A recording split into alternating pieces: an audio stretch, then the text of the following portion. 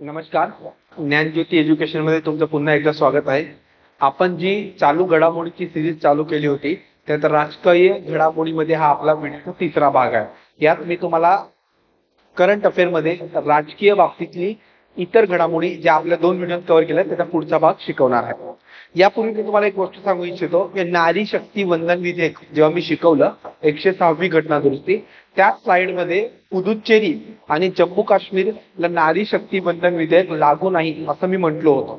ते जेव्हा विधेयक पारित केलं तेव्हा लागू नव्हतं, परंतु जानेवारी महिन्यात पार्लमेंटने आपलं एक नवीन बिल पास केलं आणि त्याच्यानुसार आता पुदुच्चेरी आणि जम्मू काश्मीरला सुद्धा नारी शक्ती वंदन विधेयक लागू आहे. त्यामुळे सगळ्यांनी ही नोंद करून घ्यायला. आता आपण पुढच्या मुद्द्याकडे जाऊयात. आम आदमी पक्षाला राष्ट्रीय पक्षाचा दर्जा भेटलेला आहे. तर याच्यावर नेहमी प्रश्न विचारतात. आता रिसेंटली झालेल्या राज्यसभेमध्ये प्रश्न विचारला होता की कम्युनिस्ट पार्टी ऑफ इंडिया मार्क्सवादी त्याची स्थापना कधी झाली होती. त्यामुळे असे प्रश्न येऊ शकतात. तर आम आदमी पक्षाला राष्ट्रीय पक्षाचा दर्जा भेटलाय, याच्या धर्तीवर राज्यसेवा पूर्व किंवा कंबाईन पूर्वला प्रश्न येण्याची शक्यता आहे. तर आपण या विषयाला सुरुवात करूया. सगळ्यात पहिले केंद्रीय निवडणूक आयोगाने आम आदमी पक्षाला राष्ट्रीय पक्षाचा दर्जा दिलेला आहे. मग हा दर्जा द्यायचं काम कोण करतं? तो केंद्रीय निवडणूक आयोग करतं. तो राष्ट्रीय पक्षाचा दर्जा पण केंद्रीय निवडणूक आयोगच देत आहे आणि राज्य पक्षाचा दर्जा सुद्धा केंद्रीय निवडणूक आयोगच देत आहे. त्याच्यासोबतच त्यांनी 3 पक्षांचा राष्ट्रीय दर्जा काढून घेतलेला आहे. त्याच्यामध्ये पहिली पार्टी आहे communist party of India CPI, दुसरी आहे तृणमूल काँग्रेस टीएमसी आणि तिसरी आहे Rashtravadi Congress party NCP. CPI सगळ्यांना माहितीच आहे, communist party of India. Trinamool Congress ही पार्टी ममता बॅनर्जी यांची आहे आणि राष्ट्रवादी काँग्रेस पक्ष हा शरद पवार आणि अजित पवार यांचा तो पक्ष आहे. पुढे काही पक्षांच्या राज्यस्तरीय पक्षाचा दर्जा सुद्धा काढून घेतलेला आहे. म्हणजे हे झालं राष्ट्रीय पक्ष आणि काही राज्य पक्षांचा दर्जा सुद्धा काढून घेतलाय. त्याची फक्त नावं एकदा तुम्ही लक्ष देऊन वाचायला पाहिजे. राष्ट्रीय लोकदल उत्तर प्रदेश, भारत राष्ट्र समिती आंध्र प्रदेश, पीडीए मणिपूरची आहे, पीपल्स डेमोक्रेटिक अलायन्स, पीएमके पुदुच्चेरीची आहे, पट्टाणी मक्कल कताची, राष्ट्रीय समाज पार्टी पश्चिम बंगालची आणि एमपीसी मिझोरम पीपल्स कॉन्फरन्स. म्हणजे एक मणिपूरची पार्टी आहे, एक मिझोरमची पार्टी आहे, पश्चिम बंगालची एक आहे, पुदुच्चेरीची एक आहे, आंध्र आणि उत्तर प्रदेश. या 6 पार्टीच्या राज्याचा दर्जा काढून घेतलेला आहे राज्य पक्षांचा आणि या 3 पार्टीचा सेंटरचा केंद्रीय पक्ष किंवा राष्ट्रीय दर्जा जो पक्षाचा असतो तो काढून घेतलेला आहे. तर पुढे बघूयात. विधानसभा निवडणुकीतील कामगिरीच्या आधारावर या पक्षांना राज्याचा पक्ष किंवा राज्य पक्ष म्हणून दर्जा भेटलाय. यापूर्वी आपण काय पाहिलं की राज्य पक्षाचा दर्जा काही पक्षांचा काढून घेतलाय, पण काही पक्षांना इतर राज्यात राज्य पक्षाचा दर्जा भेटलाय.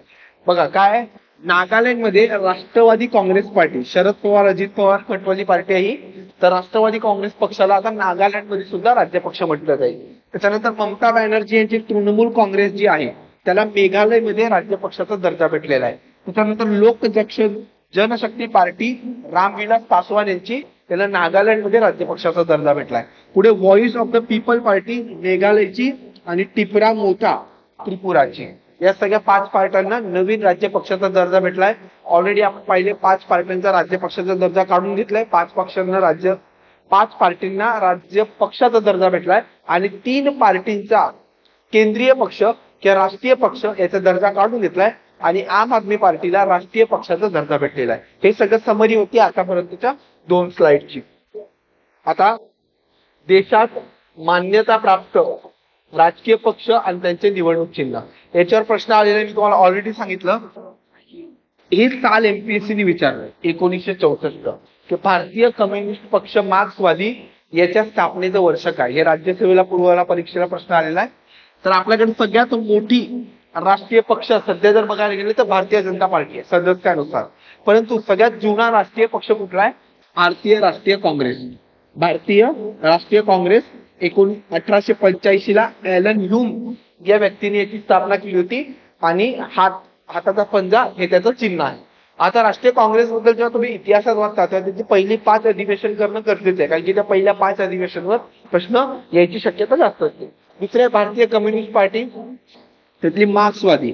2 कम्युनिस्ट पार्टी आहेत बघा. एक आहे सीपीआय, फक्त सीपीआय आहे, ज्याची स्थापना 1925 ला झाली होती आणि ही जी आहे CPIM म्हणजे मार्क्सवादी, याची स्थापना 1964 ला झाली होती. हातोडा, विळा आणि तारा हे त्याचं चिन्ह आहे. पुढे भारतीय जनता पार्टी BJP सध्या सत्तेत आहे. 1980 ला स्थापना, कमळ चिन्ह आहे याचं. पुढे बहुजन समाज पार्टी BSP, मायावती यांची ही पार्टी 1984 ला स्थापना झाली आणि हत्ती हे त्यांचं चिन्ह आहे. पुढे आम आदमी पार्टी आप 2012 ला याची स्थापना झाली होती. अरविंद केजरीवाल यांनी स्थापना केली होती आणि यांचं चिन्ह झाडू आहे.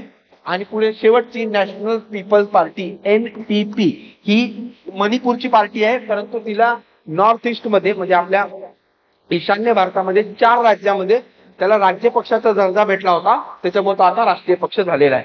आणि 2013 मध्ये याची स्थापना झाली होती आणि याचं चिन्ह आहे पुस्तक. त्यामुळे या 6 पार्टी सध्या राष्ट्रीय पक्ष आहेत. जर भविष्यात कुठल्या पार्टीला राष्ट्रीय पक्षाचा दर्जा भेटला तर आपण या चॅनलवर नवीन व्हिडिओ बनवू त्याच्यावर. सध्या 6 पक्ष आहेत. स्थापनेचं साल आणि चिन्ह सगळ्यांनी पाठ करून ठेवायचं. आता 3 पक्षांचा राष्ट्रीय पक्ष दर्जा काढून घेतला, याचं मग कारण काय होतं? सगळ्यात पहिले तृणमूल काँग्रेस. तृणमूल काँग्रेस याचा मणिपूर आणि अरुणाचल प्रदेशमध्ये राज्य पक्षाचा दर्जा रद्द झाला आणि त्याच्यामुळे काय झालं, तृणमूल काँग्रेस हे फक्त पश्चिम बंगाल, त्रिपुरा आणि मेघालयमध्येच राज्य पक्ष आहे. जर एखादा राज्य पक्ष 4 राज्यात राज्य पक्ष असेल तरच तो राष्ट्रीय पक्ष म्हटला जातो. पण सध्या TMC हे फक्त 3च राज्यात राज्य पक्ष आहे, त्याच्यामुळे याचा राष्ट्रीय पक्षाचा जो दर्जा होता तो काढून घेण्यात आला. पुढे शरद पवार यांची नॅशनल काँग्रेस पार्टी यांचा गोवा, मणिपूर आणि मेघालयमध्ये राज्य पक्षाचा दर्जा त्यांनी गमावला आहे. आणि त्यामुळे काय झालं, फक्त राष्ट्रवादी काँग्रेस पार्टी महाराष्ट्र आणि नागालँडमध्येच राज्य पक्ष आहे. जेव्हा अजून 2 राज्यात राज्य पक्षाचा दर्जा भेटेल तेव्हा ते काय होतील, राष्ट्रीय पक्ष होतील. आणि कम्युनिस्ट पार्टी ऑफ इंडिया यांचं पश्चिम बंगाल आणि ओडिसामध्ये राज्य पक्षाचा दर्जा रद्द झालेला आहे आणि फक्त केरळ, मणिपूर आणि तमिळनाडू या 3च राज्यात ते राज्य पक्ष आहे, त्यामुळे यांचा पण दर्जा गेलेला आहे. पुढे बघा, आपला आम आदमी पार्टीला राष्ट्रीय पक्ष दर्जा मिळण्यामागचं काय कारण आहे? तर सगळ्यात पहिले आम आदमी पार्टी सध्या 4 राज्यात राज्य पक्ष झालेले आहे. 4 राज्यात म्हणजे सगळ्यात पहिली दिल्ली येणार, कारण की दिल्लीमध्ये त्यांची सत्ता आहे. पुढे गोवा, पंजाबमध्ये त्यांची सत्ता आहे आणि गुजरातमध्ये त्यांना 2022च्या निवडणुकीला 12.92 म्हणजे जवळपास 13% मतं भेटली होती.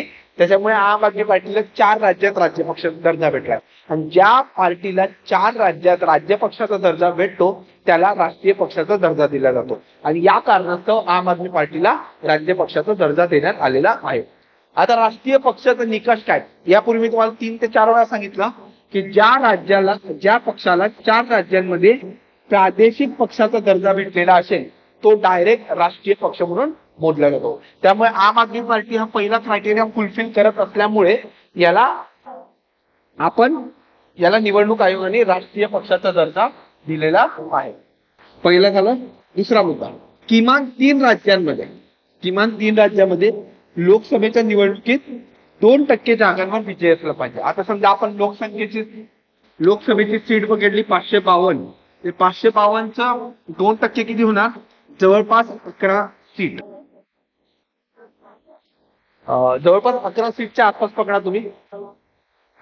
11 सीट जर पूर्ण एखाद्या पार्टीला 3 राज्यात भेटत असतील तर ते काय करतात, त्यांना राष्ट्रीय पक्षाचा दर्जा भेटू शकतो. आणि तिसरं म्हणजे लोकसभेमध्ये किमान 4 जागा आणि किमान 6% वोट लोकसभेमध्ये, म्हणजे लोकसभेच्या निवडणुकीत 4 जागा आणि 6% वोट, किंवा किमान 4 राज्यांमध्ये विधानसभा निवडणुकीत 6% पेक्षा अधिक मतं.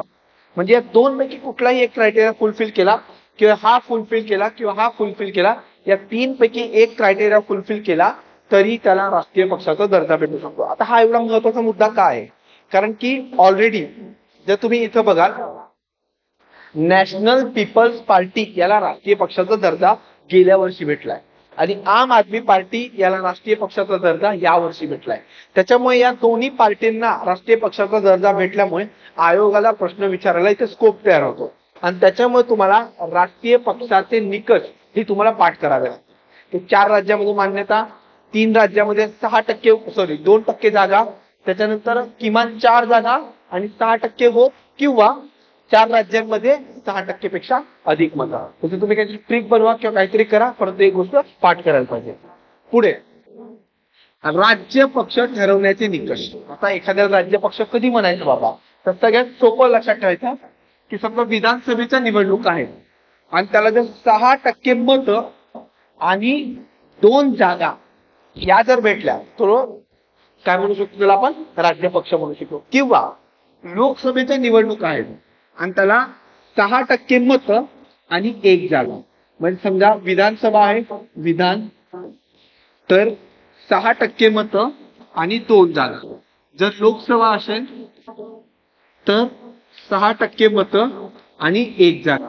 हे 2 पाठ झाले तुम्हाला. आता पुढचं, संबंधित राज्याच्या विधानसभेच्या सार्वत्रिक निवडणुकीत 3% जागा किंवा 3 जागा, म्हणजे जास्त असेल ती. समजा आता महाराष्ट्र विधानसभेत किती जागा आहेत, 288. याचे 3% किती होतात, जवळपास 9 जागा. आणि 3 जागा, या दोघांमध्ये जास्त काय आहे, 3% वाल्या. म्हणजे महाराष्ट्र विधानसभेत जर कोणाला 9 जागा भेटल्या तर त्याला राज्य पक्षाचा दर्जा भेटू शकतो या अटीनुसार. किंवा लोकसभेच्या सार्वत्रिक निवडणुकीत प्रत्येक 25 जागांसाठी 1 जागा ही जर भेटली तरी राज्य पक्ष भेटतात. आणि शेवटचा क्रायटेरिया, राज्यातून लोकसभा किंवा राज्य विधानसभेच्या सार्वत्रिक निवडणुकीत राज्यात मतदान झालेल्या एकूण वैध मताच्या 8%. आता इथं डायरेक्ट जर 8% मतदान होत असेल तर मग बाकीच्या वरच्या कुठलीही क्रायटेरियाची गरज नाहीये. 8% पेक्षा जास्त मतदान म्हणजे डायरेक्ट राज्य पक्ष.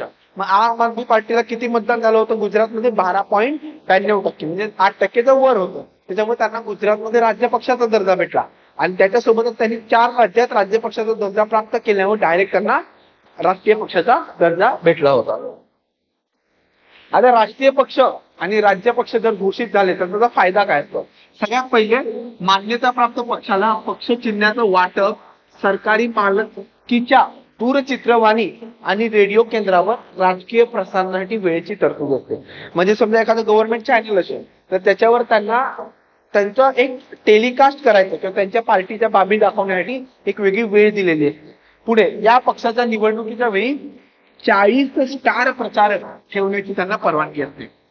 म्हणजे बाकी 20 स्टार प्रचारक ते वेगळी गोष्ट आहे. पुढे, प्रत्येक राष्ट्रीय पक्षाला संपूर्ण देशात वापरण्यासाठी राखीव असलेले चिन्ह दिले जाते. म्हणजे समजा एक पार्टी आहे आम आदमी पार्टी, ती फक्त 4च राज्यात मान्यता प्राप्त राज्य पक्ष आहे. परंतु तिला जेव्हा राष्ट्रीय पक्ष भेटतं तेव्हा आम आदमी पार्टीचं झाडू हे तमिळनाडू, काश्मीर, गुजरात आणि आपल्या नॉर्थ ईस्ट पर्यंत सगळीकडे ते चिन्ह राखीव असेल. म्हणजे तिकडे आम आदमी पार्टी जरी लढत नसेल तरी त्याच्यासाठी ते चिन्ह राखीव ठेवलं जाईल. आणि एखाद्या राज्य पक्षासाठी वाटप केलेले चिन्ह हे केवळ त्या पक्षाला मान्यता असलेल्या राज्यातच राखीव असेल. मग समजा MNS, महाराष्ट्र नवनिर्माण सेना, याच्यासाठी चिन्ह राखीव ठेवलंय इंजिन, पण ते फक्त महाराष्ट्रापुरतं राखीव असेल. का?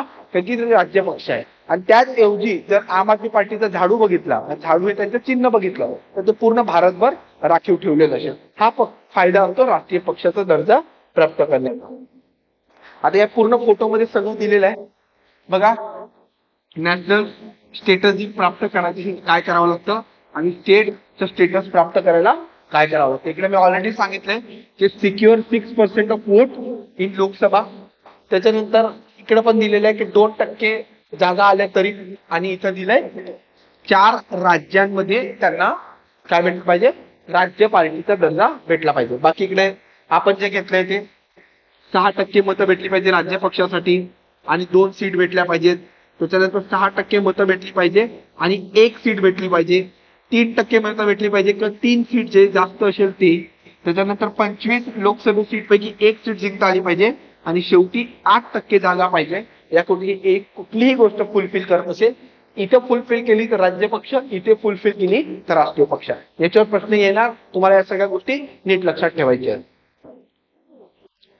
राष्ट्रीय राजधानी प्रदेश सरकार विधेयक 2023. बघा, झालं असं काय माहितीये का, थोडक्यात बॅकग्राऊंड सांगतो. झालं असं की दिल्लीमध्ये IAS अधिकाऱ्यांची नियुक्ती कोण करणार, LG करणार, म्हणजे केंद्र सरकारकडनं अपॉइंट केलेला LG करणार, की खुद्द अरविंद केजरीवाल म्हणजे तिकडचे मुख्यमंत्री आणि मंत्रिमंडळ करणार. याच्यावर वाद सुरू होता आणि या वादावर शेवटी तोडगा म्हणून सुप्रीम कोर्टने निर्णय दिला मुख्यमंत्र्याच्या बाजूने. मुख्यमंत्र्याच्या बाजूने निर्णय दिल्यावर संसदद्वारे एक, सगळ्यात पहिले तर राष्ट्रपतीद्वारे एक अध्यादेश काढण्यात आला आणि त्या अध्यादेशाचं कायद्यात रूपांतर केलं आणि दिल्लीच्या मुख्यमंत्र्याकडनं सगळी पॉवर काढून घेतली नियुक्त्यांच्या बाबतीत आणि ती पॉवर लेफ्टनंट गव्हर्नरला दिली. त्याच्या आधी त्यांनी कमिटी बसवली. ते सगळं आपण याच्यात बघणार आहोत. तर तुम्हाला ढोबळ मुद्दा काय आहे ते सांगून दिलं. संसदेने राष्ट्रीय राजधानी प्रदेश सरकार विधेयक 2023 सादर केले आणि ते सादर केल्यानंतर राष्ट्रपतीद्वारे जारी केलेल्या अध्यादेशाची ती जागा घेणार आहे. आता हा मुद्दा काय ते आपण थोडक्यात बघूयात. काय ते पहिले बघा. 69व्या घटना दुरुस्ती कायदा 1991 द्वारे राज्यघटनेत अनुच्छेद 239 समाविष्ट करण्यात आला. ही शिफारस कोणी केली होती? एस बालकृष्ण समितीच्या शिफारशीनुसार हे सादर करण्यात आलं होतं आणि त्यांच्या शिफारशीनुसार दिल्लीला विशेष दर्जा देण्यात आला. आता तुम्हाला असा साधा प्रश्न जर विचारायचं ठरलं, दिल्लीला विशेष दर्जा घटनेच्या कोणत्या कलमानुसार देण्यात आलेला आहे? तर 239 नुसार. आता या अनुच्छेदानुसार दिल्लीच्या राष्ट्रीय राजधानी प्रदेशाला नॅशनल कॅपिटल टेरिटरी एक प्रशासक आणि एक विधानसभा असेल. म्हणजे बघा, आपल्याकडे केंद्रशासित प्रदेश आहे, तर सगळ्यात केंद्रशासित प्रदेशमध्ये विधानसभा आहे का? नाही. फक्त दिल्ली, पुदुच्चेरी आणि आता जम्मू आणि काश्मीर या तीनच विधानसभेंना या तीनच केंद्रशासित प्रदेशांना विधानसभा आहे आणि दिल्लीला ही विधानसभा कोणत्या कलमाने आहे? 239 दिल्ली विधानसभेला राज्य सूची समवर्ती सूचीमधल्या कोणत्याही बाबीच्या संदर्भात एनसीटीच्या संपूर्ण म्हणजे तो जो प्रदेश आहे ना राष्ट्रीय राजधानी प्रदेश त्याच्या संपूर्ण किंवा कोणत्याही भागासाठी कायदे करण्याचा अधिकार आहे. परंतु दिल्लीची विधानसभा पोलीस, सार्वजनिक व्यवस्था आणि जमीन, police, public order and land या 3 विषयांवर कायदा करू शकत नाही. म्हणजे बघा, आपलं जर महाराष्ट्र राज्य पकडलं तर महाराष्ट्र राज्याला राज्य सूची आणि समवर्ती सूचीच्या बाबतीत कोणत्याही विषयावर कायदा करण्याचा हक्क आहे, कारण की महाराष्ट्र हे फुल स्टेट आहे. तसंच दिल्लीला सुद्धा राज्य सूची आणि समवर्ती सूचीमध्ये कोणत्याही विषयावर कायदा करण्याचा हक्क आहे. परंतु त्यांच्याकडे 3 विषय हे केंद्र सरकारने स्वतःकडे घेतले. कुठले 3 विषय? पोलीस, सार्वजनिक व्यवस्था आणि जमीन. पण याच्यात प्रॉब्लेम काय? हे 3 विषय का घेऊन टाकले? कारण की तिकडे केंद्र शासित प्रदेश आहे, दिल्लीमधलं सगळं सरकार चालतं, मग तिकडचं सगळं सुव्यवस्था, पोलीस हे सगळं केंद्र सरकारला बघावं लागतं. आणि तिकडची जमीन, तिकडे आपल्याला केंद्राची अनेक मालमत्ता आहेत, त्याच्यामुळे जमीन हा विषय त्यांनी स्वतःकडे घेतलेला आहे. या 3 विषयावर त्यांना कायदा करायचा हक्क दिलेला नाहीये. कोणाला? दिल्लीच्या केंद्रशासित प्रदेशातल्या विधानसभेला. परंतु प्रशासकीय अधिकारी म्हणजे सेवा यांच्यावर कोणाचा अधिकार असेल हा मूळ वादाचा मुद्दा होता. म्हणजे प्रशासकीय अधिकाऱ्यांची नियुक्ती आणि त्यांची बदली, ट्रान्सफर हे कोणाकडे जायचं? कारण की राज्य सूची आणि समवर्ती सूचीमध्ये सगळे अधिकार दिल्ली सरकारकडे, पण 3 विषय सोडून ते केंद्राकडे गेले. मग राहिलेला हा सेवा जो विषय आहे तो कोणाकडे? हा मूळ वाद होता आणि हा मूळ वाद गेला सुप्रीम कोर्टात. सुप्रीम कोर्टने काय भूमिका दिली बघा. राष्ट्रीय राजधानीतील नोकरशाहीवर कोणाचे नियंत्रण आहे या मुद्द्यावर सर्वोच्च न्यायालयाने दिल्ली सरकारच्या बाजूने एकमताने निर्णय दिला. मग दिल्ली सरकारने सुप्रीम कोर्टाने कोणाची बाजू घेतली? अरविंद केजरीवाल आणि दिल्ली सरकार आणि दिल्लीच्या विधानसभेच्या बाजूने निकाल दिला. भारताचे सरन्यायाधीश डी.वाय. चंद्रचूड यांच्या अध्यक्षतेखाली 5 न्यायाधीशांचं घटनापीठ किंवा खंडपीठ बसलं होतं. निकालानुसार सार्वजनिक सुव्यवस्था, पोलीस, जमीन या क्षेत्राशिवाय सेवा प्रशासनातील नोकरशहांवर दिल्ली सरकारचं वैधानिक आणि कार्यकारी नियंत्रण राहणार होतं. म्हणजे सुप्रीम कोर्टाने फिक्स करून टाकलं की राज्य सूची आणि समवर्ती सूचीच्या सगळ्या विषयावर विधानसभा कुठली? दिल्ली केंद्रशासित प्रदेशातली विधानसभा निर्णय देऊ शकते, पण फक्त ते 3च विषयावर निर्णय देऊ शकत नाही. हे जे आपल्याला 69व्या घटना दुरुस्तीत सांगितलं होतं तेच सुप्रीम कोर्टाने रिपीट केलं. आणि सुप्रीम कोर्टने हे पण सांगितलं की सेवा प्रशासन म्हणजे जे IAS अधिकारी आहेत त्यांची नियुक्ती आणि बदली हा अधिकार दिल्लीच्या विधानसभेला, दिल्लीच्या मंत्रिमंडळाला आणि दिल्लीच्या मुख्यमंत्र्याला असणार आहे. यावर प्रतिक्रिया म्हणून राष्ट्रपतींनी दिल्लीचे नायब राज्यपाल यांना दिल्लीचे प्रशासक म्हणून नियुक्त करण्याचा अध्यादेश काढला. आता बघा, हा जो मूळ वाद आहे ना तो तुम्हाला आधी समजून घ्यावा लागेल. केंद्र सरकार विरुद्ध दिल्ली केंद्रशासित प्रदेशातलं मुख्यमंत्री आणि मंत्रिमंडळ यांच्यात आहे.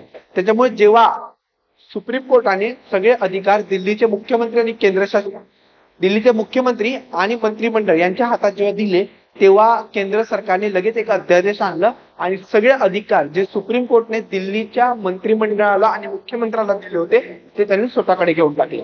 आणि हा अध्यादेश कोणी आणला राष्ट्रपतींनी आणला. अध्यादेशचं नाव आहे the government of national capital territory of Delhi amendment ordnance 2023. यानुसार दिल्ली सरकारची सेवा करणाऱ्या सर्व नोकरशहांच्या पोस्टिंग आणि बदलींवर नायब राज्यपालचा निर्णय अंतिम असेल. आणि पुढे हा अध्यादेश government of national capital territory of Delhi कायदा 1991 मध्ये सुधारणा करण्याचा प्रयत्न करणार आहे. तसेच सर्वोच्च न्यायालयाचा निकालाचा प्रभावीपणे खंडन करणार आहे. म्हणजे सर्वोच्च न्यायालयाने जो निकाल दिला त्याच्या विरुद्ध हा अध्यादेश काढण्यात आला होता. आता याच्यात काही चुकीचं नाहीये, कारण की पार्लमेंटरी डेमोक्रेसीमध्ये आणि संविधानानुसार जेव्हा सुप्रीम कोर्ट एखादा निर्णय देते त्याला ओव्हररूल करण्याचा, त्याला खंडन करून नवीन कायदा बनवण्याचा अधिकार पार्लमेंटला आहे. आणि जेव्हा पार्लमेंट एखादा कायदा बनवते त्याला अनकॉन्स्टिट्युशनल असंवैधानिक घोषित करण्याचा अधिकार सुप्रीम कोर्टला आहे. त्याच्यामुळे सुप्रीम कोर्टच्या निर्णयाच्या विरुद्ध एखादा कायदा बनवणं यात काही नवीन गोष्ट भारतात नाहीये. पुढे केंद्रीय गृहमंत्री अमित शहा यांनी government of national capital territory of Delhi सुधारणा विधेयक 2023 मांडलं आणि या नवीन कायद्याने मागच्या अध्यादेशाची जागा घेतली. मग तुम्हाला ही प्रोसिजर माहिती पाहिजे. जेव्हा आपल्या भारतात लोकसभा आणि राज्यसभा यांचं सत्र चालू नसतं, म्हणजे सेशन मध्ये जर नसतात आणि तेव्हा जर एखाद्या स्पेशल विषयावर कायदा करायची अर्जंट गरज भासली तेव्हा राष्ट्रपतीद्वारे अध्यादेश काढला जातो. आणि राष्ट्रपतीद्वारे अध्यादेश काढल्यानंतर जेव्हा संसद पुन्हा सेशन मध्ये येते तेव्हा त्या अध्यादेशचं कायद्यात रूपांतर केलं जातं. मग इथं अध्यादेश काढला आणि इथं त्याचं कायद्यात रूपांतर केलं गेलं. आता यामध्ये काय काय प्रमुख वैशिष्ट्य आहेत बघा. या कायद्यानुसार अनुच्छेद 239AA 3 आणि स्मॉल a च्या सूची 2 मध्ये सेवा हा शब्द समाविष्ट करण्यात आला. म्हणजे काय केलं रे, यातून केंद्र सरकारच्या नियंत्रणाखाली क्षेत्र जे आधी काय काय होतं, दिल्लीचे असे विषय जे केंद्राच्या हातात होते. काय होते आधी, पोलीस, सार्वजनिक व्यवस्था आणि जमीन याच्यात सुधारणा करून हे 3 वरून 4 करण्यात आले. आणि आता केंद्र सरकारकडे पोलीस, सार्वजनिक व्यवस्था, जमीन आणि सेवा असे 4 विषय आता केंद्र सरकारकडे दिल्ली सरकारचे गेलेले आहेत. म्हणजे तुमच्या लक्ष्मीकांतमध्ये फक्त एवढंच असेल, पोलीस, सार्वजनिक व्यवस्था आणि जमीन. त्याच्यामध्ये आता सेवा हा मुद्दा पण ऍड करायचा. म्हणजे लक्ष्मीकांतमध्ये आता बदल करायची गरज आहे. राष्ट्रीय राजधानी नागरिक सेवा प्राधिकरणची निर्मिती केली. बघा हे नाव लक्षात ठेवा, national capital civil service authority स्थापन करण्याची तरतूद होती. याचे अध्यक्ष कोण असतात, दिल्लीचे मुख्यमंत्री. आणि 2 सदस्य असतात. 2 सदस्य काय, दिल्लीचे मुख्य सचिव एक असणार आणि दुसरं प्रधान गृह सचिव असणार. म्हणजे टोटल किती मेंबर झाले, मुख्यमंत्री, दिल्लीचे मुख्य सचिव आणि प्रधान गृह सचिव. आता बघा हे जे 2 व्यक्ती आहेत, दिल्लीचे मुख्य सचिव आणि दिल्लीचे प्रधान गृह सचिव, यांना कुठेतरी केंद्र सरकार नियुक्त करतं असं म्हटलं तरी चालेल. तर पुढे आता यांचे कार्य काय बघा. दिल्ली सरकारची सेवा करणाऱ्या ऑल इंडिया सर्व्हिसेस म्हणजे जे अधिकारी आहेत, जे प्रशासकीय अधिकारी आणि डॅनिक्स म्हणजे काय, दिल्ली, अंदमान निकोबार बेटे, लक्षद्वीप, दादरा नगर हवेली, दमन दीव प्रशासकीय क्षेत्र या केडर मधल्या अधिकाऱ्यांच्या बदल्या आणि पोस्टिंगची लेफ्टनंट गव्हर्नर यांना शिफारिश कर. म्हणजे बेसिकली काय बॉडी आहे, त्या बॉडीमध्ये दिल्लीचे मुख्यमंत्री आहेत, दिल्लीचे मुख्य सचिव आहेत आणि आपले प्रधान गृह सचिव आहेत. हे 3 बसतील आणि जे केंद्रशासित प्रदेशमधल्या अधिकाऱ्यांच्या बदल्या आणि नियुक्त्या संदर्भात शिफारिश त्या गव्हर्नरला ते करतील. मग तिकडचे जे लेफ्टनंट गव्हर्नर असतो त्याला करतील. पुढे निर्णयाच्या आवश्यक असलेल्या सर्व बाबी उपस्थित सदस्यांच्या आणि मतदानाच्या बहुमताने ठरवले जातात. म्हणजे इकडे नीट लक्ष दिलं, दिल्लीचा सीएम आहे आणि 2 सदस्य आहेत आणि दोन्ही सदस्य काय आहेत, सचिव दर्जाचे आहेत, सचिव. आणि हे 3 सदस्य आहेत ना, या 3 सदस्यांपैकी 2 जर सदस्यांनी हो सांगितलं, म्हणजे सदस्यांचं जर बहुमत असेल तरच एखादा निर्णय घेतला जाईल. आणि समजा 2 सचिवांनी हो सांगितलं आणि दिल्लीचे सीएम हे विरोधात गेले तर काय होणार, सचिवांचा निर्णय हा मुख्यमंत्र्यांपेक्षा वरचढ ठरणार. बघा इथं लिहिलेलं आहे, दिल्लीत निवडून आलेल्या मुख्यमंत्र्याचा निर्णय 2 वरिष्ठ नोकरशहाकडून रद्द केला जाऊ शकतो. म्हणजे बहुमताने निर्णय घ्यायचा. मग सचिव दोघं बहुमतात आहेत. यांनी जर ठरवलं तर दिल्लीच्या मुख्यमंत्र्यांच्या विरोधात जाऊन सुद्धा ते निर्णय देऊ शकतात. पुढे NCCSA ने पारित केलेल्या शिफारशी लागू करण्यासाठी नायब राज्यपाल आदेश देतील. हे 3 सदस्य समिती काय करेल, नायब राज्यपालला शिफारस देतील, नायब राज्यपाल मग फायनल त्याचा आदेश देतो. NCCS ने केलेल्या शिफारशीबाबत नायब राज्यपाल मतभेद असल्यास, मग समजा आता 3 सदस्य समितीने शिफारस केली आणि नायब राज्यपालला ते काय पटलं नाही, तर तो हा निर्णय पुनर्विचारासाठी परत पाठवू शकतो आणि त्याला कारण हे लिखित स्वरूपात द्यावी लागेल की तुम्हाला मला तुमचा निर्णय का पटला नाही. आणि शेवटी अंतिम निर्णय हा दिल्लीच्या नायब राज्यपालाचाच असेल. म्हणजे काय केलं त्यांनी, मुख्यमंत्री आणि 2 सदस्य समितीपेक्षा पण मोठा कोणाला बनवलं, नायब राज्यपालला. म्हणजे आता दिल्लीच्या मुख्यमंत्र्याकडे सत्ता किंवा पॉवर कमी करण्याचा प्रयत्न या विधेयकानुसार केलेला आहे. NCCSA ला यापुढे संसद आणि दिल्ली विधानसभेला वार्षिक अहवाल सादर करण्याची आवश्यकता राहणार नाही. विधिमंडळासमोर अहवाल सादर करण्याचे बंधन कायद्याद्वारे काढून टाकले. हा काय एवढा महत्वाचा मुद्दा नाही, पण मागचा खूप महत्वाचा मुद्दा होता. पहिले याच्याकडे दिल्लीच्या सरकारकडे सगळे पॉवर होते, फक्त 3 बाबतीत पॉवर नव्हत्या. कुठल्या होत्या, पोलीस होतं, सार्वजनिक सुव्यवस्था होती आणि लँड होती, जमीन. परंतु आता त्याच्यामध्ये अजून एक मुद्दा ऍड केलाय, सेवा. हा जो पहिले दिल्लीच्या सरकारकडे मुद्दा होता तो आता केंद्र सरकारकडे गेलेला आहे. त्याच्यामुळे IAS अधिकाऱ्यांची बदली आणि नियुक्ती हा पहिले मुख्यमंत्री आणि मंत्रिमंडळ करायचे, ते आता 3 सदस्यीय समिती करणार आणि याचा फायनल निर्णय कोण घेणार, नायब राज्यपाल. आणि या नायब राज्यपालची नियुक्ती कोण करतात, केंद्र सरकार करते. म्हणजे अप्रत्यक्षपणे केंद्र सरकारने केंद्रशासित प्रदेशाच्या नियुक्ती आणि बदलीमध्ये हस्तक्षेप केलेला दिसून येतो. पुढचा मुद्दा आहे महाराष्ट्र लोकायुक्त विधेयक 2022. मुख्यमंत्री आणि मंत्री यांना लोकायुक्ताच्या कक्षेत आणणारे महाराष्ट्र लोकायुक्त विधेयक 15 डिसेंबर 2023 रोजी विधान परिषदेमध्ये सर्वानुमताने मान्य झालेलं आहे. आता हळूहळू सांगतो सगळं काय. त्याच्या आधी लक्षात ठेवा की 2022 मध्ये हिवाळी अधिवेशनात विधानसभेत हे मांडलं होतं, परंतु विधान परिषदेमध्ये काहीतरी कारणास्तव राहून गेलं होतं. मग याला विधान परिषद मध्ये कधी मांडलं, 15 डिसेंबर 2023 ला मांडलं आणि फायनली आता ते विधेयकाचं रूपांतर कायद्यात झालेलं आहे. आता विधान परिषदेत महसूल मंत्री बाळासाहेब विखे पाटील यांनी ते मांडलं आणि त्याला मंजुरी मिळाली आणि 1971च्या लोकायुक्त कायद्याची त्यांनी जागा घेतलेली आहे. आता हे नवीन विधेयक कोणाची जागा घेत आहे, 1971च्या लोकायुक्त कायद्याची जागा घेत आहे. तर या 2 लाईन मी हायलाइट केल्या, त्या नीट वाचायच्या आणि पाठ करायचे. केंद्राच्या लोकपाल कायद्याच्या धर्तीवर लोकायुक्त कायदा आणणारे महाराष्ट्र हे देशातलं पहिलं राज्य आहे. दुसरा मुद्दा, लोकायुक्ताच्या कक्षेत मुख्यमंत्री आणि संपूर्ण मंत्रिमंडळ असणारे विधेयक मंजूर करणारे महाराष्ट्र हे देशातलं पहिलं राज्य आहे. म्हणजे केंद्राच्या धर्तीवर लोकायुक्त कायदा आणणारा महाराष्ट्र फर्स्ट, प्लस तो लोकायुक्त कायदा आणला आणि त्यामध्ये मुख्यमंत्री आणि मंत्रिमंडळाला ऍड केलं, हे पण महाराष्ट्राने पहिल्यांदाच केलेलं आहे. आता लोकायुक्ताची रचना काय असेल, लोकायुक्त म्हणजे बेसिकली काय एक बॉडी असेल जी भ्रष्टाचार रिलेटेड सगळ्या गोष्टी बघणार आहे. त्याची रचना काय असेल, उच्च न्यायालयाचे मुख्य न्यायाधीश, सर्वोच्च न्यायालयाचे न्यायाधीश किंवा मुंबई उच्च न्यायालयाचे न्यायाधीश कार्यरत किंवा माजी हे त्यांचे काय असणार, अध्यक्ष असणार. म्हणजे न्याय व्यवस्थेतला व्यक्ती तिकडे अध्यक्ष बनवण्याची शिफारस केलेली आहे. पुढचे त्याची रचनेमध्ये 1 अध्यक्ष आणि 4 सदस्य म्हणजे 1+4 ची रचना आहे. 4 सदस्यापैकी 2 हे सदस्य न्यायिक सदस्य असले पाहिजे. ते कसे न्यायिक, उच्च न्यायालय किंवा जिल्हा न्यायालयाचे कार्यरत आणि माजी न्यायाधीश न्यायिक सदस्य म्हणून नियुक्त होण्यास पात्र असते.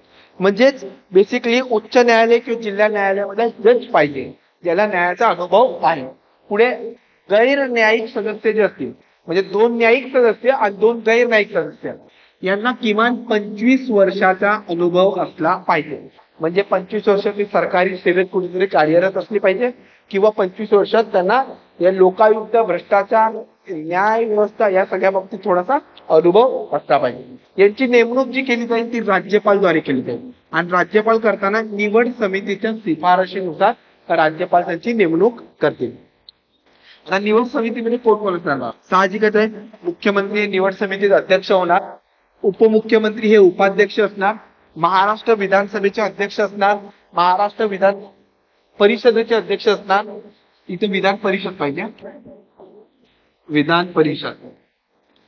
पुढे दोन्ही सभागृहाचे विरोधी पक्षनेता म्हणजे विधानसभेचे विरोधी पक्षनेता आणि विधान परिषदेचे विरोधी पक्षनेता आणि मुंबई उच्च न्यायालयाचे मुख्य न्यायाधीश. म्हणजे किती बॉडी आहे मोठी बघा. सगळ्यात पहिले मुख्यमंत्री, उपमुख्यमंत्री, विधानसभा अध्यक्ष, विधान परिषद अध्यक्ष, विधानसभा विरोधी पक्षनेता, विधान परिषद विरोधी पक्षनेता आणि मुंबई उच्च न्यायालयाचे मुख्य न्यायाधीश. आता 7 सदस्यीय समिती असणार. 7 सदस्यीय समिती काय करणार, राज्यपालला एक नाव सुचवणार, राज्यपाल त्याचा अध्यक्ष म्हणून नेमणूक करणार. राज्यपालला काही नावं सुचवणार, ते राज्यपाल सदस्य म्हणून त्यांची नियुक्ती करणार. भ्रष्टाचाराच्या तक्रारी, लोकायुक्तांना भ्रष्टाचार प्रतिबंध कायदा 1988 अंतर्गत लोकसेवकाच्या भ्रष्टाचाराच्या आरोपाची चौकशी करण्याचा अधिकार असेल. म्हणजे आता जे लोकायुक्ताची रचना केली त्याच्यामध्ये एक अध्यक्ष आणि 4 सदस्य आहेत. यांना काय करता येईल, लोकसेवक यांच्या भ्रष्टाचाराची चौकशी करता येईल. लोकसेवक म्हणजे कोण रे, पूर्वी जो आयपीसी कायदा होता, आयपीसी कायद्याचा कलम 21 अंतर्गत जे जे लोकसेवक आहेत त्यांची एक लिस्ट दिली होती, त्यानुसार हे लोकसेवक आहे. मग लोकसेवक म्हणजे काय, बेसिकली सरकारसाठी कोणत्याही प्रकारची सेवा करणारा. सरकारी सेवक आणि लोकसेवक याच्यामध्ये फरक आहे.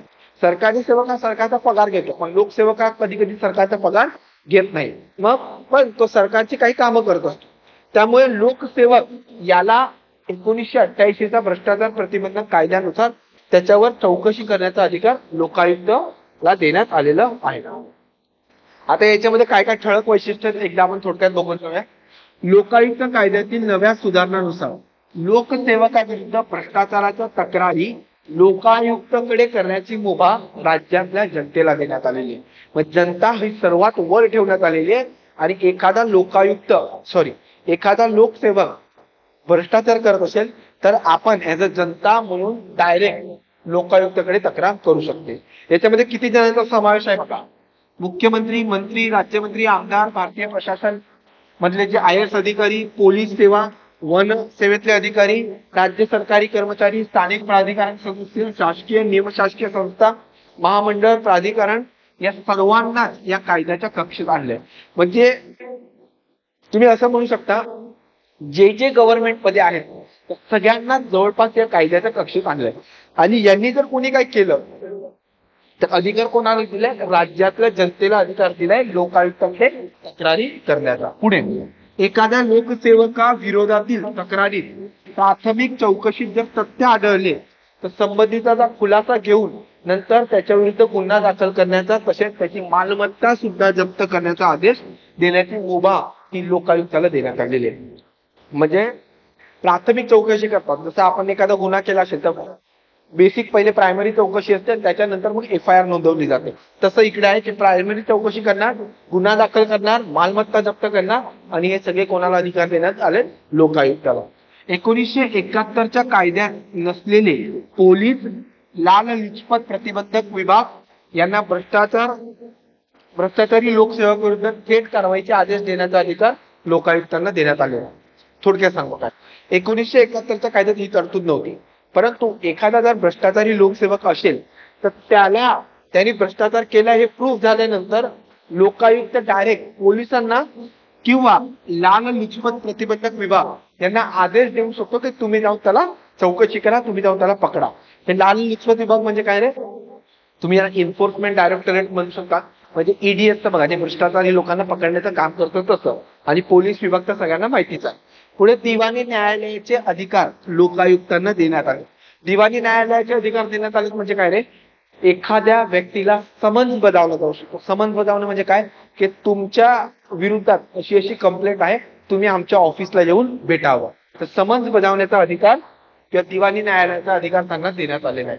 प्लस या लोकायुक्त कायद्यामध्ये विशेष न्यायालयाची स्थापना करण्यात आली. या बघा, विधेयकात भ्रष्टाचाराच्या खटल्याची सुनावणीसाठी विशेष न्यायालयाची तरतूद करण्यात आलेली आहे आणि खटला दाखल केल्यापासून 1 वर्षाच्या आत, हे खूप महत्वाचं वाक्य आहे, हा खटला पूर्ण केला पाहिजे. डायरेक्ट परीक्षेला लाईन येऊ शकते की लोकायुक्त कायद्यानुसार एखाद्या भ्रष्टाचाराचा खटला किती दिवसाच्या आत पूर्ण करायची गरज आहे. पुढे जर मुख्यमंत्र्याची चौकशी करायची असेल समजा मुख्यमंत्री विरुद्ध कुठल्या तरी सामान्य व्यक्तीने कंप्लेंट केली, तर मुख्यमंत्री विरुद्ध जर चर्चा करायची असेल, अशी चौकशी सुरू करण्यापूर्वी विधानसभेच्या 2/3 सदस्यांची पूर्व मान्यता लागेल. म्हणजे विधानसभेचं बिल पारित करावं लागेल. विधानसभेत जर 2/3 मेजॉरिटी सांगेल की मुख्यमंत्र्यावर चौकशी करा, तेव्हा चौकशी केली जाईल. म्हणजे एकीकडे मुख्यमंत्र्याला चौकशी करण्याचा आपण आतमध्ये घेतलं की मुख्यमंत्र्याविरुद्ध सुद्धा चौकशी होऊ शकते, आणि दुसरीकडे तेच अधिकार काढून घेतले. कसं? कारण की ज्या गव्हर्नमेंटची सत्ता असेल ते मुख्यमंत्र्याविरुद्ध चौकशी करायला देतील याचे चान्सेस खूप कमी आहेत. कारण की 2/3 मेजॉरिटीने पास करायचं आहे, आणि एवढी 2/3 मेजॉरिटी विरोधी पक्षाकडे नाही, आणि सत्ता पक्ष तर कधीच सांगणार नाही की आमच्या मुख्यमंत्र्यांची चौकशी करा. पुढे मुख्यमंत्र्याविरोधात तक्रार केवळ राज्याचे अंतर्गत सुरक्षा आणि सार्वजनिक व्यवस्थेच्या संबंधित असेल तरच लोकायुक्तांना चौकशीचा विचार करता येईल.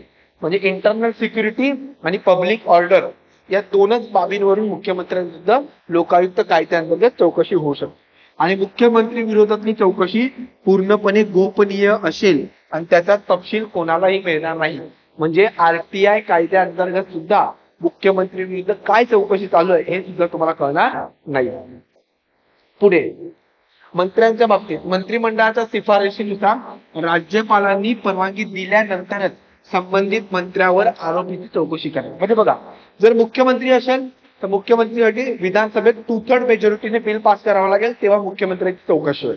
आणि जर एखादा मंत्री असेल तर त्याला राज्यपालची शिफारस गरजेची.